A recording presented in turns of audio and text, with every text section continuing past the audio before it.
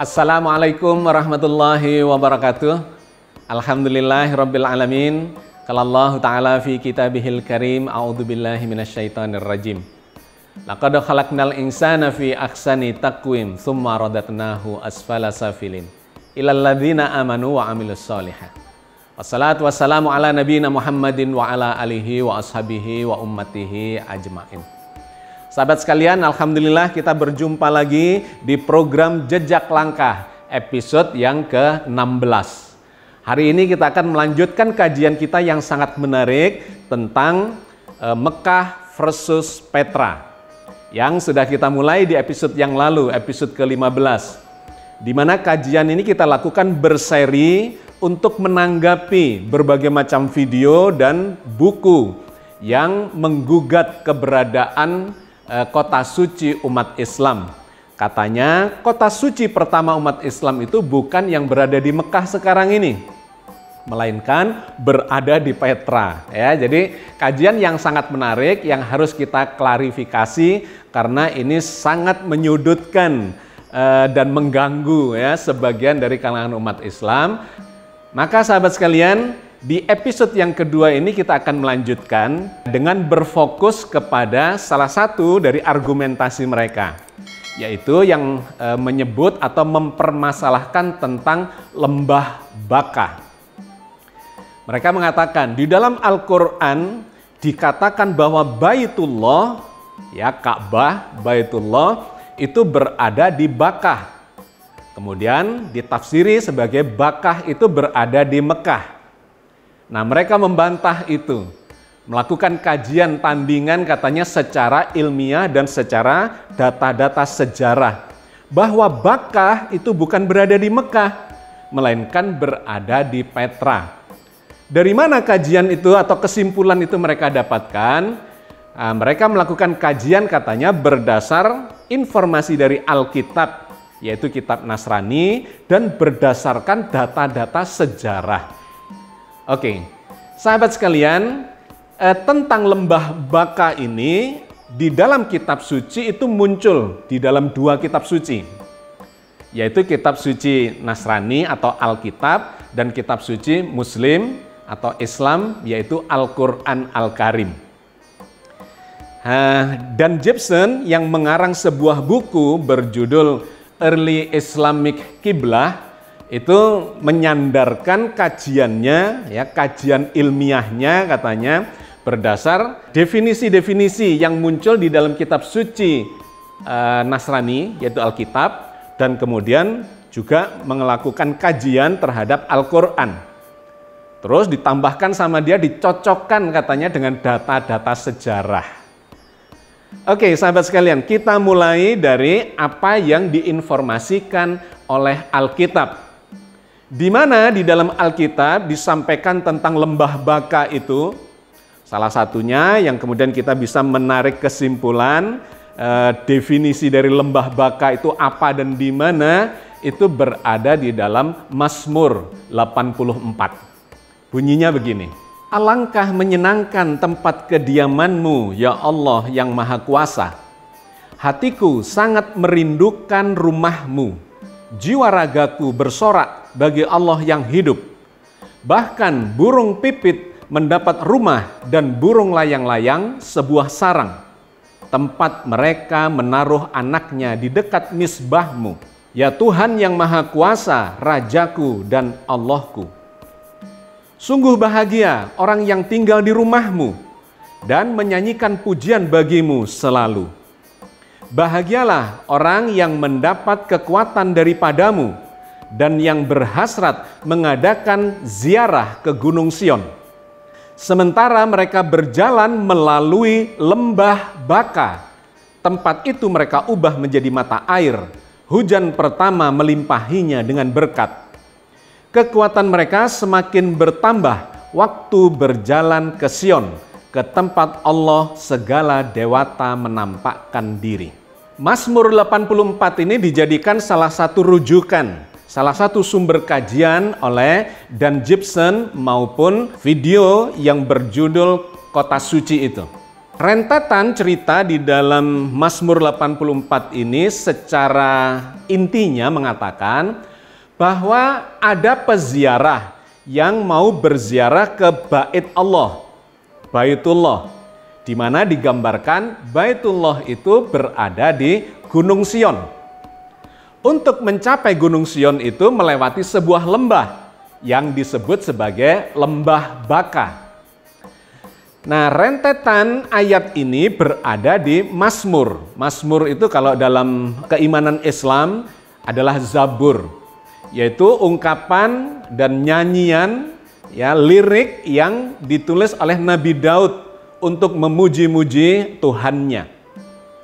Nah, jadi di dalam rentetan ayat ini diceritakan Nabi Daud merindukan untuk datang ke Baitullah. Di mana Nabi Daud? Nabi Daud berada di Yerusalem yang disebut sebagai Gunung Sion. Di mana Gunung Sion itu juga disebut sebagai berada di dalam wilayah kota Daud.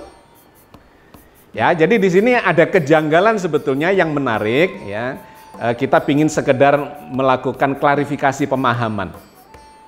Nabi Daud rindu kepada Bait Allah.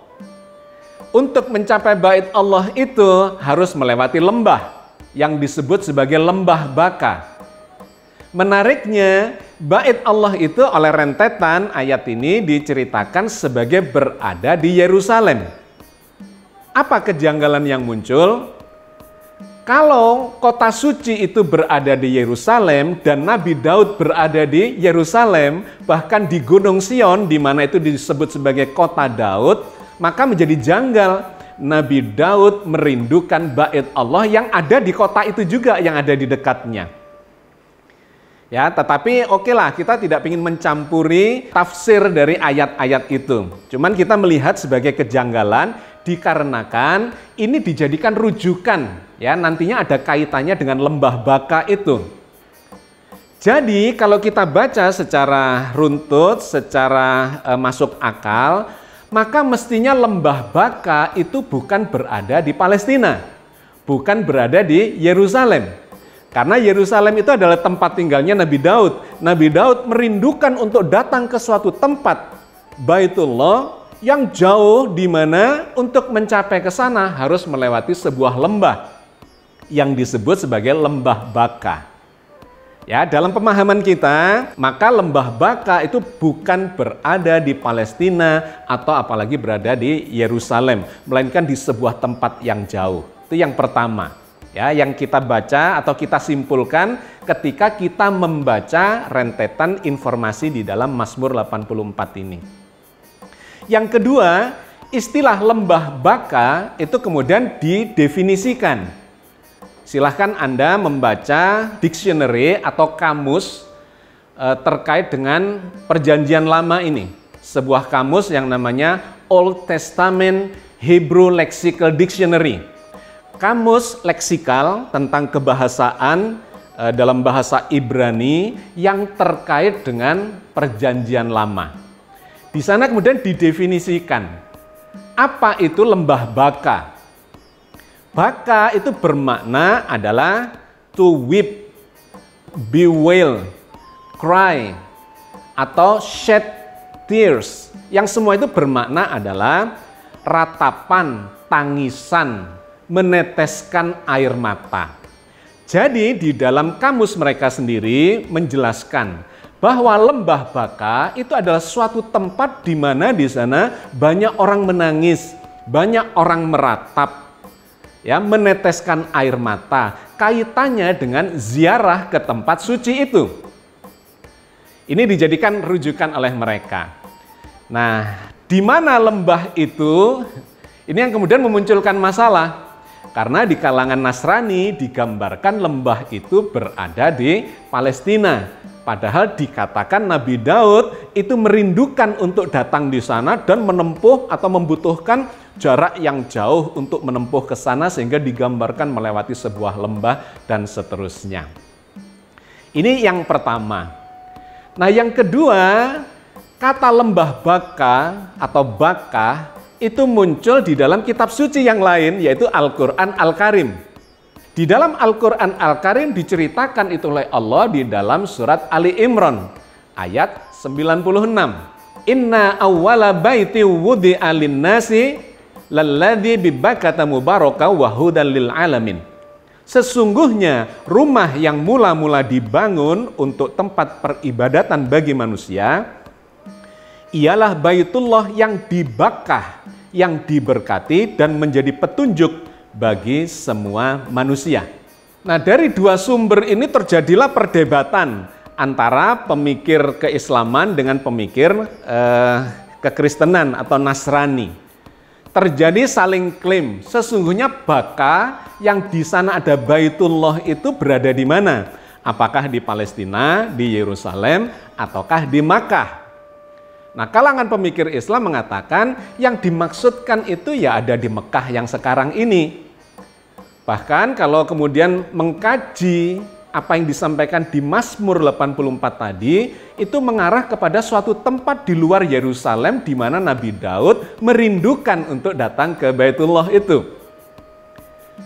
Nah, ini kemudian ditunjukkan, ya, para pemikir Islam mengatakan itulah yang juga dikatakan, disampaikan atau difirmankan di dalam Al-Quran, yaitu sebuah lembah yang disebut Bakkah, yang di sana ada Baitullah atau Ka'bah. Nah, masalahnya kemudian tentu saja kalangan Nasrani tidak bisa menerima itu. Karena kalau dikatakan Baitullah itu berada di Makkah, maka ya keimanannya selesai, runtuh. Oke, ini perdebatan yang terjadi selama ini, saling mengklaim. Nah, masalahnya kemudian ya kita tidak mau masuk lebih jauh ke sana, biarlah kawan-kawan di Nasrani dengan pemahamannya itu, tetapi kita punya pandangan ya bahwa itu tidak masuk akal karena alasan yang sudah kita sampaikan tadi. Biarlah itu sesuai dengan keimanan dan keyakinan masing-masing. Yang jadi masalah adalah ketika kemudian Dan Gibson itu membuat kesimpulan yang berbeda, bahwa Bakkah itu bukan di Mekah. Ya, ini sebetulnya sebentuk serangan terkait dengan karena umat Islam, sebagian pemikir Islam itu mengklaim bahwa yang dimaksudkan Bakkah oleh Alkitab itu bukan di Yerusalem tapi di Mekah. Nah, muncullah serangan baliknya yang mengatakan bahwa Bakkah itu bukan di Mekah tetapi di Petra. Nah, ini menjadi menarik. Yang sedang kita persoalkan, sedang kita kaji adalah yang terakhir ini, yang mengatakan bahwa Bakkah itu bukan di Mekah tetapi ada di Petra, dengan alasan bahwa Bakkah itu seringkali cuma dikasih tanda kurung di situ Mekah. Bakkah kata mereka itu tidak sama dengan Mekah. Mekah itu disebut oleh Al-Quran sekali saja di dalam Al-Quran, kata mereka. Iya, benar. Bakkah juga disebut sekali saja di dalam Al-Quran, juga benar. Nah, menurut mereka ini tidak ada kaitannya.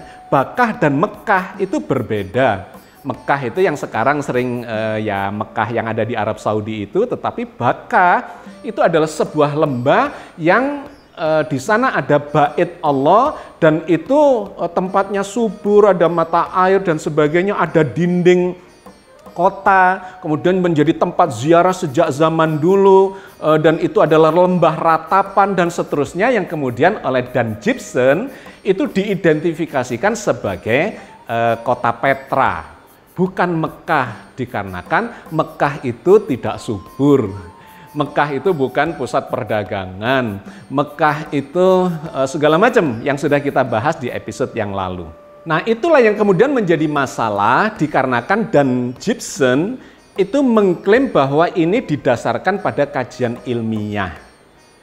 Nah, ini dikritik habis-habisan oleh David King, ya, salah seorang akademisi dari Inggris, yang dia ini paham betul tentang sejarah Timur Tengah, bahkan terkait dengan sejarah kota suci Makkah, penentuan kiblat dan sebagainya.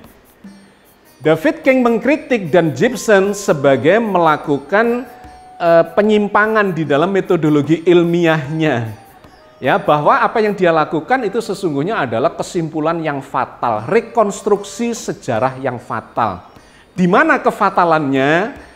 Di episode yang lalu saya sudah singgung sebagian, bahwa Dan Gibson ini melakukan settingan, men-setting asumsi sedemikian rupa dan data-data ilmiahnya serta proses analisanya supaya menghasilkan Petra. Mari kita kita bongkar ya kesalahan metodologi dia. Jadi asumsi yang dia sampaikan adalah Bakkah itu bukan berada di Mekah. Didasarkan pada apa? Dia lebih mendasarkan pada istilah Bakkah itu adalah bermakna ratapan, tangisan, meneteskan air mata. Sebuah lembah, tempat orang banyak berziarah dan di sana kemudian meratap mereka, menangis, meneteskan air mata. Kata dia itu adalah Petra. Karena di Petra itu adalah sebuah lembah, di mana lembah itu dijadikan tempat berziarah oleh kaum Arab kuno, ya, yang disebut sebagai suku bangsa Nabatian, yaitu Arab kuno. Nah, di sana banyak orang meratap menangis. Dikarenakan apa? Kata dia, dikarenakan kota itu diguncang oleh gempa berkali-kali sehingga banyak orang yang meratap menangis dan seterusnya. Ini sesungguhnya sebuah bukan kajian ilmiah, ini adalah cocokologi, ya, tebak-tebakan. Bahwa lembah Bakkah adalah lembah tempat orang meratap dan menangis. Kemudian Petra itu adalah sebuah lembah tempat berziarah banyak orang yang menangis. Kemudian dia mengatakan, benar kan? Berarti Petra itu adalah Bakkah atau Bakkah itu di Petra. Ini kan sebuah cocokologi yang luar biasa. Sama dengan begini loh, Pak Tono adalah laki-laki berbaju merah. Maka laki-laki berbaju merah adalah Pak Tono. Kan celaka ini kalau logikanya seperti ini. Karena banyak sekali orang yang berbaju merah yang bukan Pak Tono. Ya, lembah Bakkah adalah lembah di mana peziarah banyak menangis atau banyak orang menangis dan meratap. Petra itu adalah lembah di mana banyak orang menangis dan meratap. Maka Petra itu adalah lembah Bakkah. Kan celaka ini. Ini bukan dia tidak paham logika ilmiah. Tidak bisa begitu. Dia harus merujuk kepada sesuatu yang otentik. Lembah Bakkah itu rujukannya ada di mana? Ada 3. Yang pertama berasal dari Alkitab, yaitu rujukannya kaum Nasrani. Yang disebut lembah Bakkah itu apa? Itu adalah satu tempat lembah untuk menuju ke Gunung Sion di mana Nabi Daud merindukan untuk datang ke Baitullah itu. Nah, sejak dulu apakah Petra ini disebut sebagai lembah Bakkah? Kan tidak ada sebutan itu. Apakah Nabi Daud merindukan datang ke Petra? Kan tidak. Kenapa? Karena Petra itu baru eksis di sekitar abad ke-5 sampai ke-3 sebelum Masehi. 500 tahun sebelum Masehi. Dan puncaknya kemudian dibangun sebagai sebuah kawasan yang maju pada abad ke-3 sebelum Masehi atau 300 sebelum Masehi. Nah, Nabi Daud lebih jauh dari itu. Ada di abad ke-11 atau 1100 tahun sebelum Masehi, atau di abad ke-10 di sekitar itu. Dan kalau ditarik ke belakang lagi, Nabi Ibrahim itu 3000 tahun sebelum Masehi. Nabatea ini atau Petra ini baru eksis kira-kira 300 sampai 400 atau 500 tahun sebelum Masehi. Jadi jauh tidak ada gambaran Nabi Ibrahim membangun Ka'bah atau membangun bait Allah yang ada di Petra. Itu sama sekali nggak nyambung secara ilmiah karena zamannya jauh berbeda. Yang dikatakan oleh John Gibson di sana banyak kuil, ya, tempat pemujaan, tempat ziarah, itu baru eksis di sekitar 300-400 tahun sebelum Masehi. Padahal bait Allah itu dibangun mulai atau warisan dari zaman Nabi Ibrahim sampai kepada Nabi Daud. Jadi satu di sini sudah nggak nyambung dan Gibson terlalu memaksakan kehendaknya. Ya, yang kedua, kemudian secara kesejarahan, secara geografis, Petra tidak pernah disebut sebagai Bakkah, lembah Bakkah. Kalau mau merujuk kepada data otentik, maka lembah Bakkah, lembah Beka itu adanya di Lebanon. Ya, Anda bisa melacak ini secara di googling bahwa lembah Beka itu ada di Lebanon, sebuah tempat yang subur, banyak mata airnya di sana, tapi bukan kota suci.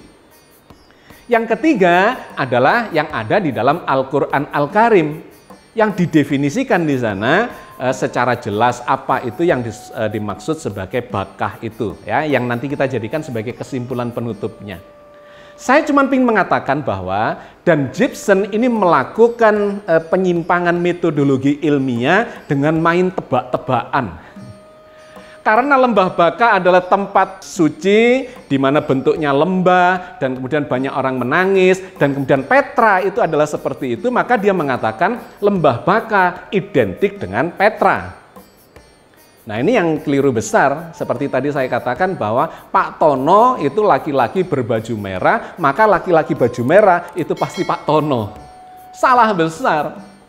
Juga ketika dia mengatakan bahwa lembah Baka, ya kota suci Baka itu banyak dinding-dinding kota pembatasnya. Dikarenakan Petra itu ada dinding-dinding pembatas kotanya, maka berarti Baka itu ya di Petra itu. Wah, celaka ini. Banyak kota suci ya yang banyak ada dinding kotanya, itu bukan berarti harus Petra. Apalagi kemudian dikatakan di sana lembah suci atau lembah kota suci yang di sana ada mata airnya. Ya banyak lembah yang banyak mata airnya itu ya banyak. Di Petra ada, di lembah Beka, di Lebanon ada, di Mekah juga ada. Jadi ini sebuah logika yang sehingga kemudian David King itu mengatakan apa yang dilakukan oleh Dan Gibson itu sebagai sebuah kesalahan ilmiah yang sangat memalukan, ya, rekonstruksi yang sangat fatal, memalukan dunia akademis, memalukan dunia ilmiah, dikarenakan dia bukan sedang melakukan rekonstruksi secara ilmiah, melainkan men-setting asumsi sampai kesimpulan itu sama dan kemudian seluruhnya data-data dan analisanya itu dicocok-cocokkan supaya hasilnya Petra. Nah, sahabat sekalian, bahkan kalangan Nasrani pun tidak akan membangun kesimpulan seperti yang dilakukan oleh Dan Gibson ini, bahwa yang disebut lembah Baka dalam Mazmur 84 itu adalah Petra, di mana Nabi Daud merindukan untuk datang ke Petra. Itu sama sekali mereka tidak akan melakukan. Maka David King yang sebetulnya bukan muslim pun, dia seorang akademis, dia mengatakan ini kesimpulan yang sangat memalukan dunia akademis di barat atau dunia ilmiah barat. Bahkan dia sampai menyerang secara pribadi Dan Gibson itu dengan ungkapan bahwa Dan Gibson itu tidak mengerti metodologi ilmiah karena dia bukan seorang akademisi, dia bukan arkeolog, dia hanya seorang pelancong atau petualang yang kemudian tertarik untuk melakukan ya pengamatan ke sana kemari. Tetapi runtut ilmiahnya itu kacau balau. Sehingga kesimpulan yang dia dapatkan itu juga kacau balau, sifatnya cuma cocokologi, mencocok-cocokkan yang logikanya itu tidak sama sekali tidak ilmiah. Nah, maka kalau dia mau melakukan kajian ilmiahnya, ya sesungguhnya sangat sederhana. Dia cukup merujuk kepada tiga hal yang itu menjadi rujukan ilmiah. Yang pertama merujuk kepada Alkitab Nasrani dengan definisi yang dia sampaikan, yang itu poinnya pasti bukan Petra. Meskipun kemudian mereka juga tidak bisa mengatakan di mana itu lembah Baka itu. Pemikir Islam mengatakan di Mekah, tentu mereka tidak setuju. Yaitu satu, harus merujuk kepada data otentik yang disampaikan, diimani, dipercaya oleh kalangan Nasrani. Yang kedua, merujuk secara geografis bahwa tempat yang dinamakan Baka itu harusnya ada di Lebanon, di lembah Beka. Petra tidak pernah disebut sebagai lembah Baka itu. Yang ketiga adalah merujuk kepada kitab suci Al-Quran, tentu dengan definisi yang disampaikan oleh Al-Quran. Jangan kemudian mendefinisikan dengan cara yang berbeda, sama dengan ketika kita mencoba memahami apa yang dirujuk melalui Alkitab. Nah, di Al-Quran sesungguhnya sangat gamblang. Diceritakan itu difirmankan oleh Allah di dalam surat Ali Imran ayat 95 sampai 100. Rentetan ayat ini bisa kita bagi menjadi dua bagian. Yang pertama adalah ayat 95 sampai ayat 97 yang menceritakan dengan jelas lembah Baka itu apa, di mana, dan bagaimana. Qul shadaqallah fattabi'u millata Ibrahim hanifa wa ma kana minal musyrikin. Katakanlah, benarlah apa yang difirmankan oleh Allah, maka ikutilah agama Ibrahim yang lurus, dan bukanlah dia termasuk orang yang musyrik. Inna awwala baiti wudi alinnasi lalladzi bibakata mubarakau wa hudan lil alamin.